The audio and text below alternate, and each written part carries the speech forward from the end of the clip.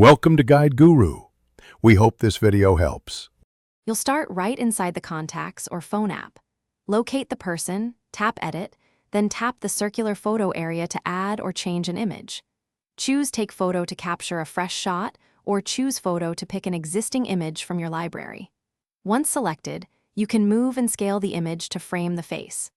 This first action gets you into the editor quickly, so you can control how the contact appears when they call or message. Once you have an image, you'll refine how it displays. Use pinch to zoom and drag to position the face inside the circle. This adjusts framing for caller ID and messages.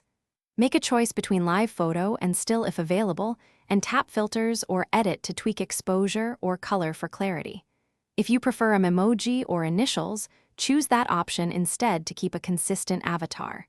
When you're satisfied with how it looks, make sure finish by tapping Done to save the photo to the contact.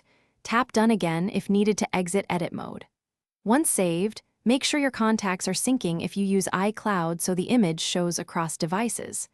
If the photo doesn't update, force close the Contacts app and reopen it, or go to Settings and toggle iCloud contacts off then on to force a resync.